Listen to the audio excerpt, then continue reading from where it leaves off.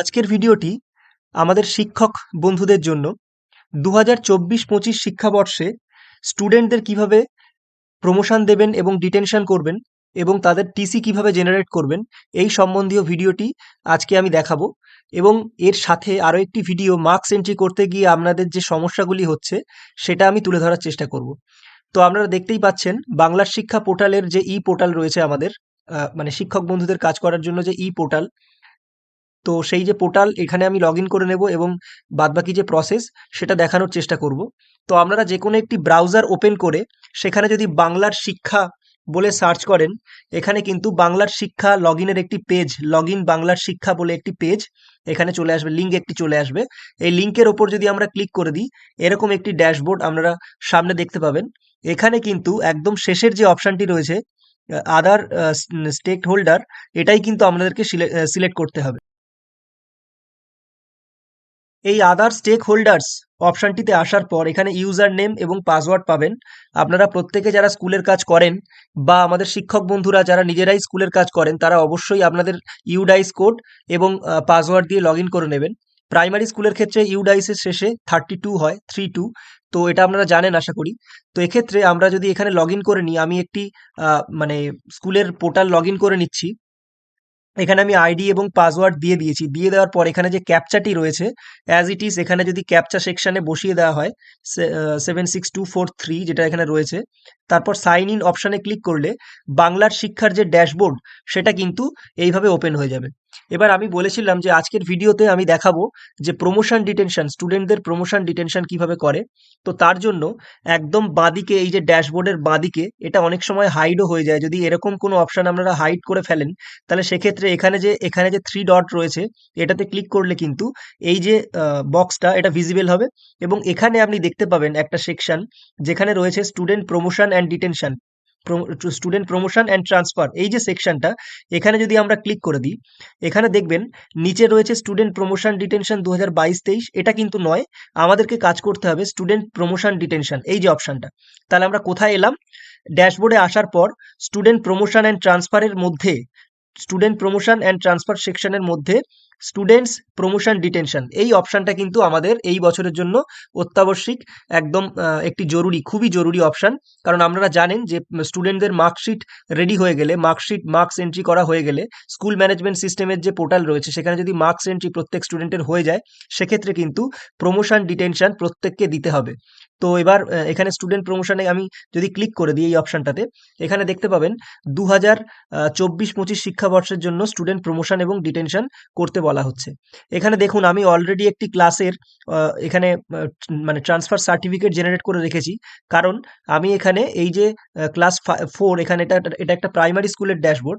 এখানে ক্লাস 4 এর যে বাচ্চাগুলি রয়েছে তাদেরকে কিন্তু অলরেডি প্রমোটেড করে দেওয়া হয়েছে। যেহেতু এই স্কুলের লাস্ট ক্লাস হচ্ছে ক্লাস 4, সেহেতু এই যে স্টুডেন্টগুলো অটোমেটিক কিন্তু স্কুল লিভিং সার্টিফিকেট পেয়ে গেছে। অর্থাৎ যে টিসি আপনারা যেটাকে বলেন, ট্রান্সফার সার্টিফিকেট বা স্কুল লিভিং সার্টিফিকেট যাই বলুন, এটা কিন্তু অটোমেটিক আমাদের এখানে জেনারেট হয়ে চলে এসছে। আমি যখন ক্লাস 4 এর প্রত্যেক স্টুডেন্টকে প্রমোশন করিয়ে দিয়েছি এবং ফাইনালাইজড করেছি, সেক্ষেত্রে কিন্তু এখানে দেখুন একটা অপশন চলে এসছে, ডাউনলোড স্কুল লিভিং সার্টিফিকেটস। তো এবার অন্যান্য যে ক্লাসগুলি রয়েছে সেগুলি কিন্তু করতে হবে। কারণ এই যে কাজগুলি না করলে আপনাদের যে এই যে স্টুডেন্টগুলো যারা প্রাইমারি স্কুল থেকে আপার প্রাইমারি বলুন বা হাই স্কুলে যাচ্ছে বা অন্য কোথাও কোনো স্কুলে যাচ্ছে, সেখানে কিন্তু অ্যাডমিশনের সময় আপনাদের নাম, ডেট অফ বার্থ এবং ফাদার্স নেম, অ্যাড্রেস, এই সব ডিটেলসগুলো, স্টুডেন্টের যে ডিটেলসগুলো, এগুলো কিন্তু কমপ্লিট রিচেক করা হবে, তারপর অ্যাডমিশন নেওয়া হবে। তো সেক্ষেত্রে আপনার ড্যাশবোর্ডে ওই স্টুডেন্টের ডেটা যদি ভুলভাল থাকে বা কোনো কারেক্টের ব্যাপার থাকে, আপনি এই মুহূর্তে কিন্তু রেকটিফাই করতে পারবেন না বা আপডেট করতে পারবেন না। সেটা আমি পরে দেখাচ্ছি, একটু পরে বা অন্য ভিডিওতে আমি দেখিয়ে দেবো। তো আজকের আমাদের মেন যে টপিকটা সেটা হচ্ছে স্টুডেন্ট প্রমোশন ডিটেনশন দেওয়া। দেখুন এখানে একটি ক্লাস রয়েছে ক্লাস 3। তো ক্লাস 3 কে আমি প্রমোশন দেব। সেক্ষেত্রে এখানে সাবমিট যে বাটনটা রয়েছে এর পাশে, সাবমিট বাটনে যদি ক্লিক করে দিই, পেজটা খানিকটা লোড নেওয়ার পর এখানে প্রত্যেক স্টুডেন্টের নাম, রোল নাম্বার এবং স্টুডেন্ট কোড চলে আসবে এবং স্টুডেন্টগুলি প্রমোট হচ্ছে কোন ক্লাসে সেটা এখানে শো করবে। এবার একদম নিচের দিকে যদি আমরা চলে আসি, দেখুন পেজটির একদম নিচের দিকে আমরা চলে এসেছি। এখানে একটি অপশন রয়েছে সেভ অ্যাজ ড্রাফট। এই সেভ অ্যাজ ড্রাফট অপশনে আমাদেরকে ক্লিক করে দিতে হবে। এবার আবার আবার আরেকবার খানিকটা পেজটা লোড নেবে। নেয়ার পর দেখুন student promoted promote information successfully saved, এরকম একটি অপশন আপনাকে দেখাবে। আপনি এখানে ব্যাক অপশানে চলে যাবেন, যাওয়ার পর দেখবেন সেম যে ড্যাশবোর্ড ছিল, এখানে দেখুন ক্লাস থ্রিটা সেভ অ্যাজ ড্রাফট হয়ে গেছে। এবার এখানে দুটো অপশন রয়েছে, একটা সাবমিট, একটা ফাইনালাইজ। আপনি কিন্তু এখানে ফাইনালাইজ অপশনে যদি ক্লিক করে দেন, এই যে লিস্টটা এটাও কিন্তু ফাইনালাইজড হয়ে যাবে।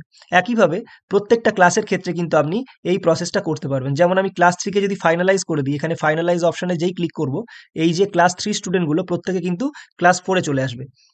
এবার নেক্সট দেখুন ক্লাস টু, এইভাবে প্রত্যেকটা ক্লাসের। আবার আমি সাবমিট অপশনে ক্লিক করলাম। সাবমিট অপশনে ক্লিক করার পর এখানে আবার স্টুডেন্টের লিস্ট এলো, স্টুডেন্টের যে নামগুলো সেগুলো এলো, এবং এর যে লাস্ট, একদম লাস্ট যে পেজ, সেখানে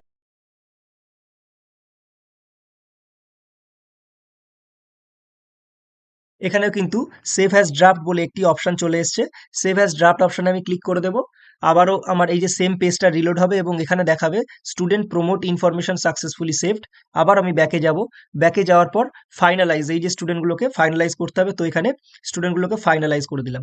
দেওয়ার পর এখানে ওকে একটা পপ আপ মেসেজ আসছে, যেটাতে ক্লিক করে দিলে এই স্টুডেন্টগুলোও কিন্তু ফাইনালাইজ হয়ে গেল আমার 2024-25 শিক্ষাবর্ষের জন্য। তারপর দেখুন ক্লাস ওয়ানটা পড়ে রয়েছে, তো ক্লাস ওয়ানটাকেও আমি সাবমিট করব। সাবমিট করার পর আবার স্টুডেন্ট ডিটেইলস এলো। আসার পর আমি একদম নিচে চলে এলাম। এবার আবার দেখুন এই সেভ অ্যাজ ড্রাফট অপশন রয়েছে, সেভ অ্যাজ ড্রাফট করলাম। সেম একই প্রসেস আপনাদেরকে প্রত্যেকটি ক্লাসের ক্ষেত্রে, যদি হাই স্কুল হয় সেক্ষেত্রেও করতে হবে। সেক্ষেত্রে আপনি 8 এর পর থেকে 9 এর পর থেকে আপনি যে প্রমোশন ডিটেনশনের অপশন পাবেন, কিন্তু এখানে আপনাকে প্রত্যেক স্টুডেন্টকে কিন্তু প্রমোট করতেই হবে। কারণ প্রমোট, যেহেতু প্রাইমারি স্কুলের ক্ষেত্রে প্রত্যেক স্টুডেন্টকে কিন্তু প্রমোট করতে হয়। আবার আমি সেভ অ্যাজ ড্রাফট করলাম। করার পর আবার ব্যাকে গেলাম, গিয়ে এটাকেও আমি ফাইনালাইজ করে দেবো। তো এখানেও ফাইনালাইজ অপশনে ক্লিক করে দিলাম।